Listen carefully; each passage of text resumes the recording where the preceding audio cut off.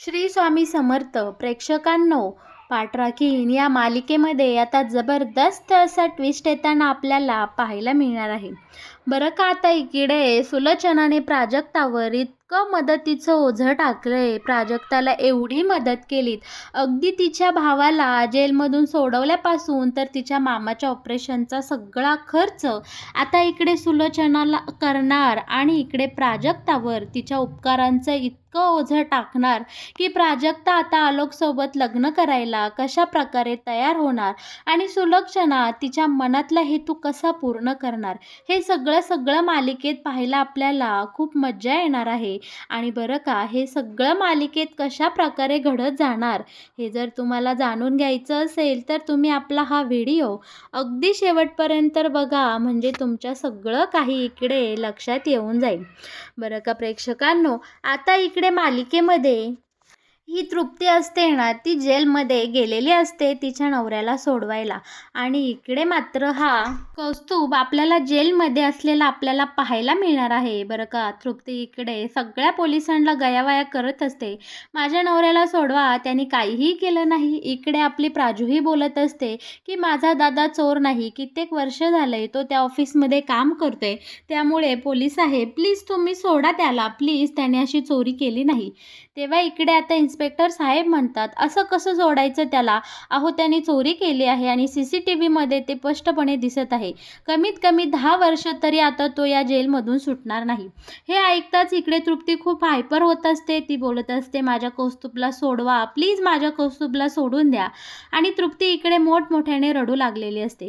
तर प्राजू इकडे बोलते, अगं वहिनी रडू नकोस ग, आपण यातून काहीतरी मार्ग काढू, आपण सत्याच्या बाजूने लढू आणि दादा नक्कीच हे सगळ्या प्रकरणातून सुटेल, अशी इकडे आता प्राजू आपल्या वहिनीला अविश्वास देत असते. पण इकडे तृप्तीला चांगलंच माहीत असते की कौस्तुभने खरंच चोरी केली आहे, त्यामुळे तो काही या प्रकरणातून सोडणार नाही, सत्याच्या वाटेने कसला, तो खरंच चोर आहे, असे इकडे आता तृप्ती मनातल्या मनात बोलत असते.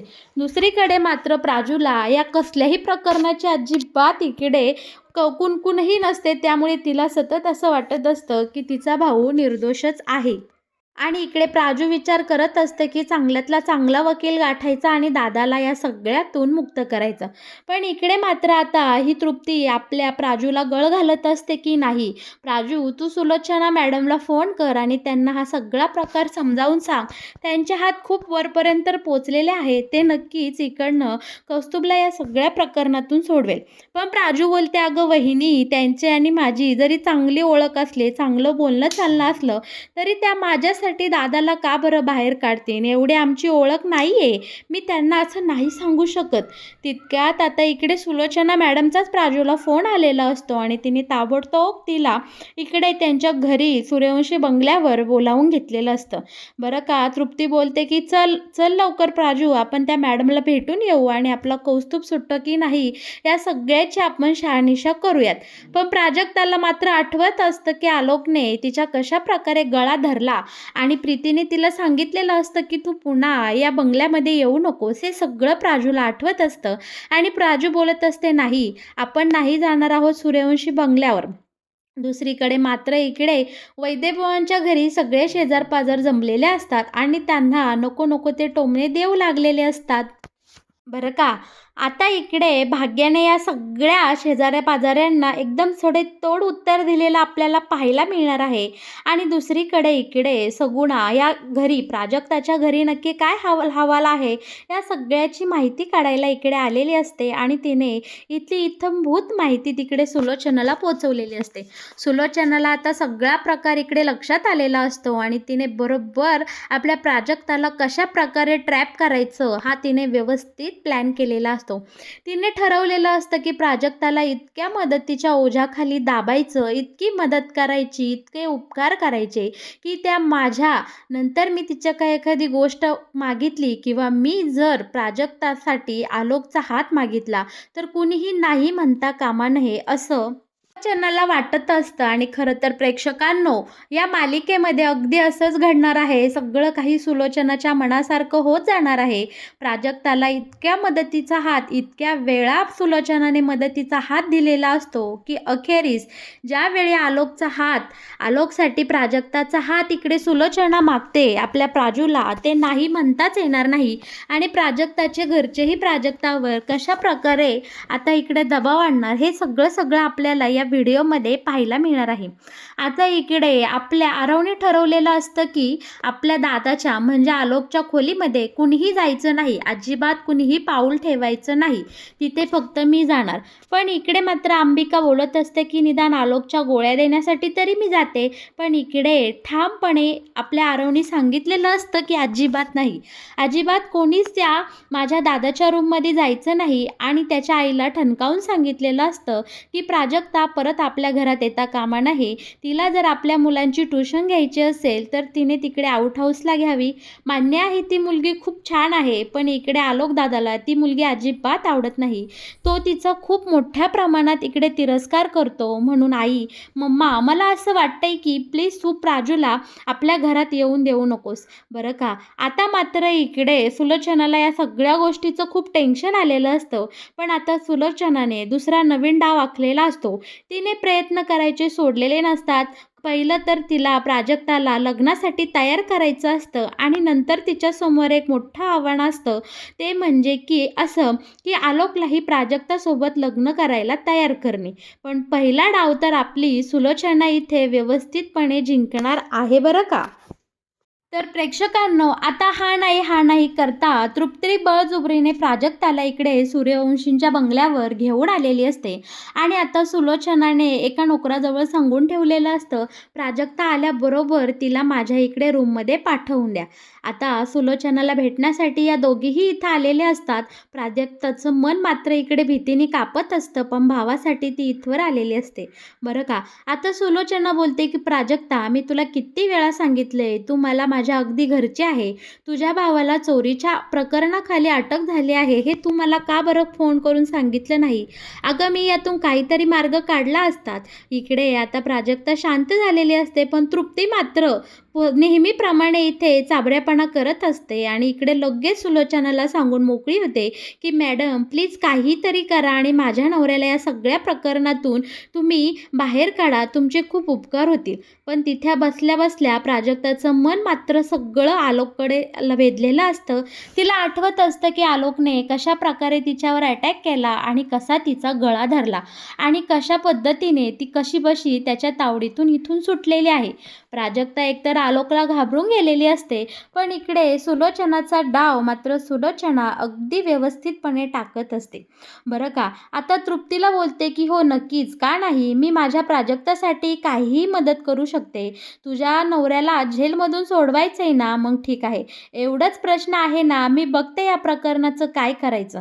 तेव्हा आता इकडे तृप्ती बोलत असते की मॅडम, तुमचे आमच्यावर खूप उपकार होतील. माझ्या नवऱ्याला या प्रकरणातून प्लीज तुम्ही लवकरात लवकर बाहेर काढा, त्याला जेलमधून बाहेर काढा. तुमच्या उपकाराची मी आयुष्यभर जाण ठेवीन आणि नक्कीच माझ्यासारखं जर काही काम असेल तर मी तुमची वेळ आल्यावर नक्की मदत करेल.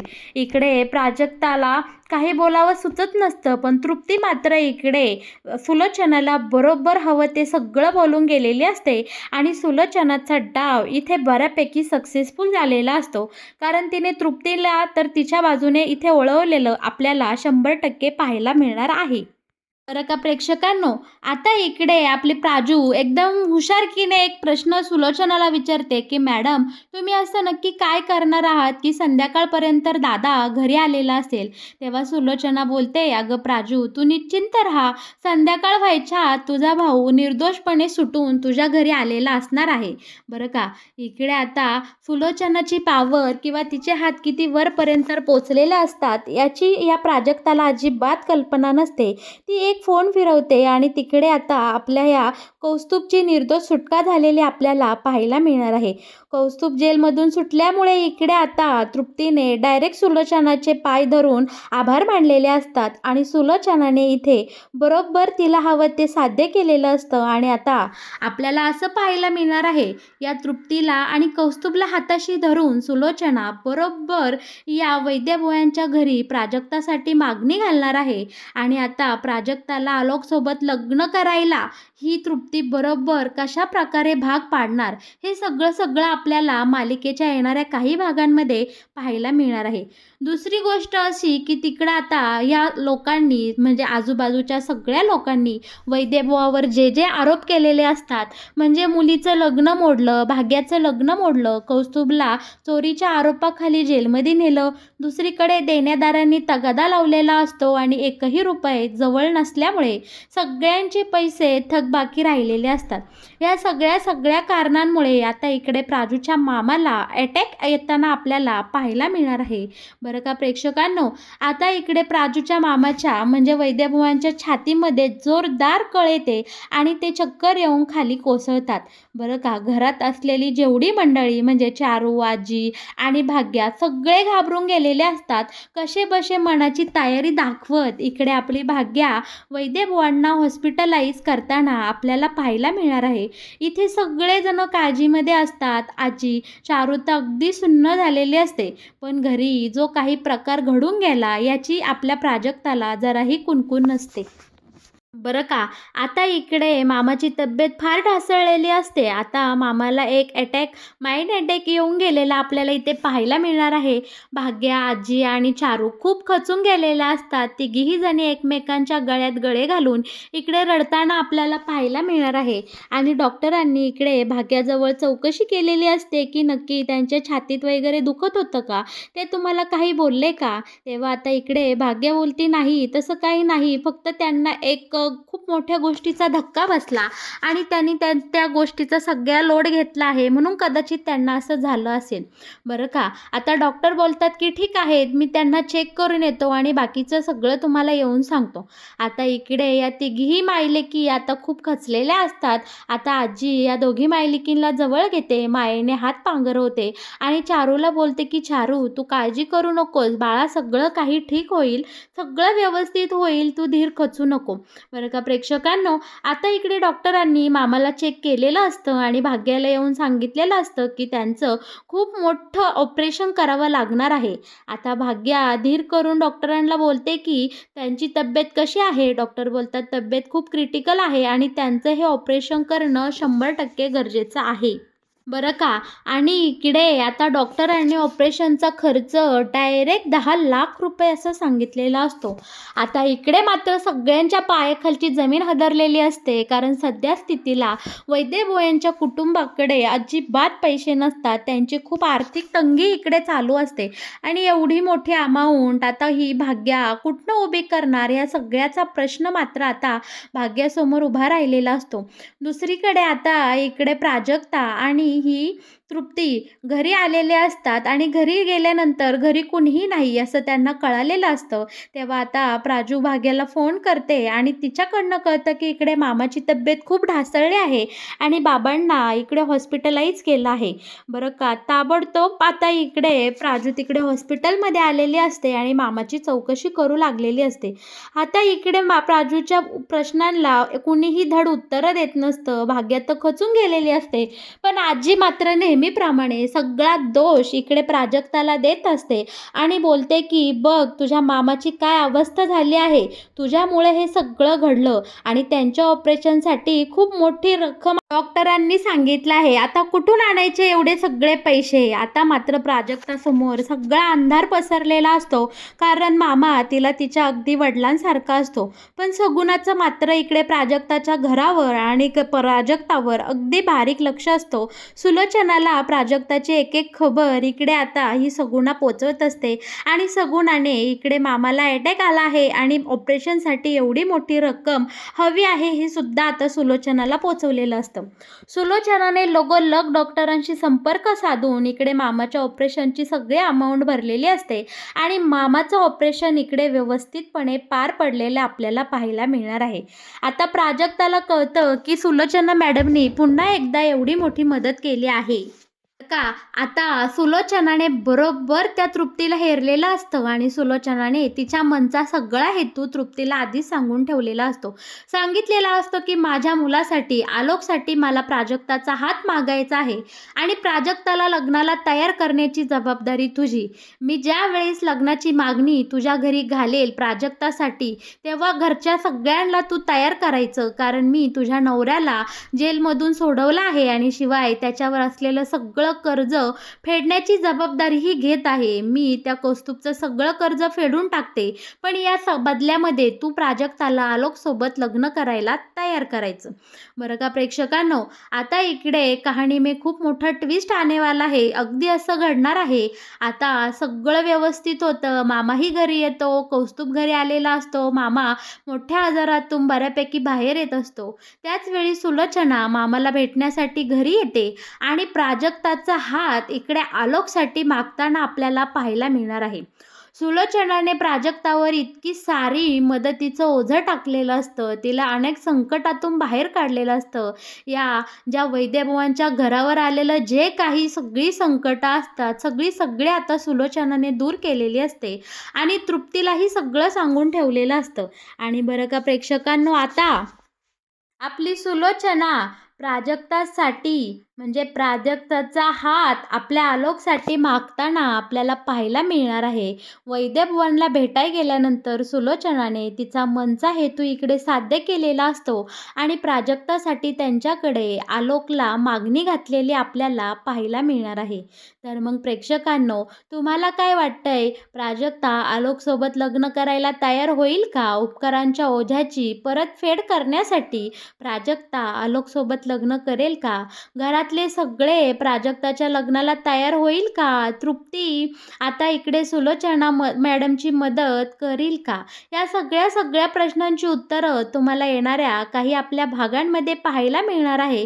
त्यासाठी तुम्ही आपल्या या चॅनलला नक्की जोडलेले राहा. आपल्या चॅनलला सबस्क्राईब करा आणि हो, आपला हा व्हिडिओ आवडला असेल तर नक्की व्हिडिओला लाईक केल्याशिवाय अजिबात कुठे जाऊ नका.